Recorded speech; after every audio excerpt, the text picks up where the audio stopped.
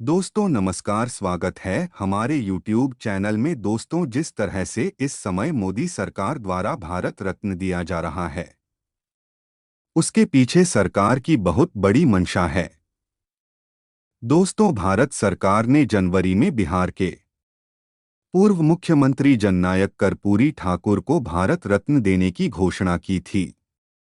हाल ही में लालकृष्ण आडवाणी को भी भारत रत्न देने का ऐलान किया गया था।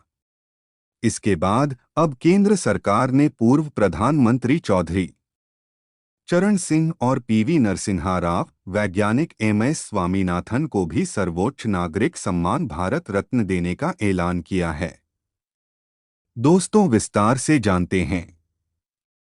मोदी सरकार ने बीजेपी के वरिष्ठ नेता लालकृष्ण आडवाणी और बिहार के पूर्व मुख्यमंत्री कर्पूरी ठाकुर के बाद 3 और शख्सियतों को भारत रत्न देने का ऐलान किया है। ये 3 नाम हैं पूर्व प्रधानमंत्री चौधरी चरण सिंह, नरसिम्हा राव और हरित क्रांति के जनक एमएस स्वामीनाथन। चौधरी चरण सिंह और नरसिम्हा राव को भारत रत्न देना बीजेपी का पश्चिम यूपी और आंध्र में बड़े सियासी दांव के तौर पर देखा जा रहा है। इससे पहले कर्पूरी ठाकुर को भारत रत्न से पिछड़ों की राजनीति साधने की कोशिश के तौर पर देखा गया था। इस ऐलान के कुछ दिनों बाद बिहार में नीतीश कुमार ने बीजेपी के साथ मिलकर सरकार बना ली।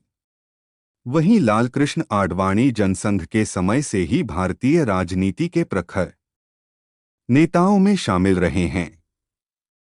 राम मंदिर आंदोलन में भी उनकी बड़ी भूमिका थी।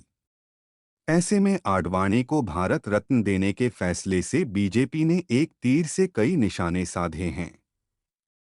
भारत रत्न देश का सर्वोच्च नागरिक सम्मान है। दोस्तों, भारत रत्न की परिभाषा भी जान लीजिए। दोस्तों, भारत रत्न भारत का सर्वोच्च नागरिक सम्मान है। यह सम्मान राष्ट्रीय सेवा के लिए दिया जाता है। इन सेवाओं में कला, साहित्य, विज्ञान, सार्वजनिक सेवा और खेल शामिल है। इस सम्मान की स्थापना 2 जनवरी 1954 में भारत के तत्कालीन राष्ट्रपति श्री राजेंद्र प्रसाद द्वारा की गई थी।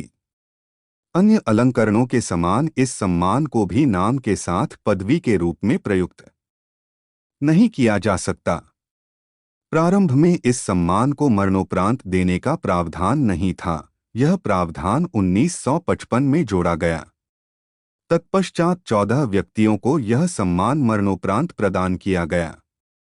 एक वर्ष में अधिकतम 3 व्यक्तियों को ही भारत रत्न दिया जा सकता है, लेकिन इस बार 2024 में 5 लोगों को भारत रत्न दिया जाना है। दोस्तों, प्रधानमंत्री श्री नरेंद्र मोदी जी ने इन 5 लोगों के गुण व्यक्त करते हुए उनके प्रतिभा की प्रशंसा की है। दोस्तों, पहले नंबर पर चौधरी चरण सिंह। प्रधानमंत्री ने सोशल मीडिया पर लिखा, देश के पूर्व प्रधानमंत्री चौधरी चरण सिंह जी को भारत रत्न से सम्मानित किया जा रहा है। उन्होंने किसानों के अधिकार और उनके कल्याण के लिए पूरा जीवन समर्पित कर दिया था।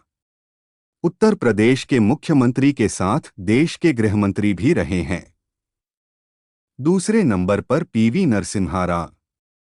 नरसिम्हा राव गारू का कार्यकाल महत्वपूर्ण था, जिसने भारत को वैश्विक बाजारों के लिए खोल दिया और जिससे आर्थिक विकास के एक नए युग को बढ़ावा मिला। तीसरे नंबर पर एमएस स्वामीनाथन। भारत सरकार कृषि और किसानों के कल्याण में हमारे देश में उनके उल्लेखनीय योगदान के लिए डॉ. एमएस स्वामीनाथन जी को भारत रत्न से सम्मानित कर रही है। स्वामीनाथन ने भारतीय कृषि को बदल दिया है, बल्कि देश की खाद्य सुरक्षा और समृद्धि भी सुनिश्चित की है। चौथे नंबर पर कर्पूरी ठाकुर। कर्पूरी ठाकुर भारत के स्वतंत्रता सेनानी, शिक्षक, राजनीतिज्ञ तथा बिहार राज्य के दूसरे उपमुख्यमंत्री तथा 2 बार मुख्यमंत्री थे। लोकप्रियता के कारण उन्हें जननायक कहा जाता है। 23 जनवरी 2024 को भारत सरकार ने उन्हें मरणोपरांत भारत के सर्वोच्च नागरिक सम्मान भारत रत्न से सम्मानित करने की घोषणा की है। 5वें नंबर पर लालकृष्ण आडवाणी। लालकृष्ण आडवाणी भारतीय राजनीति के पुरोधा है और वह भारत के पूर्व उप प्रधानमंत्री भी रहे हैं। भारतीय जनता पार्टी के लोकप्रिय वरिष्ठ नेता हैं। हिंदुत्व विचारधारा के प्रतिमूर्ति हैं। उन्होंने राम मंदिर आंदोलन में प्रमुख भूमिका निभाई और जेल भी गए। मोदी जी ने स्वयं मिलकर उनको भारत रत्न मिलने पर बधाई दी है। दोस्तों, इस प्रकार से मोदी सरकार ने हर तरफ से विपक्ष को चारों खाने चित्त कर दिया है। कर्पूरी ठाकुर को भारत रत्न देने से नीतीश कुमार भाजपा में शामिल हो गए और चौधरी चरण सिंह को भारत रत्न देने से जयंत चौधरी आरएलडी भी भाजपा में शामिल हो गए। और कहीं न कहीं इन पांचों चेहरों से आगामी लोकसभा चुनाव 2024 में इसका विशेष लाभ भारतीय जनता पार्टी को मिलेगा, इसमें कोई संदेह नहीं।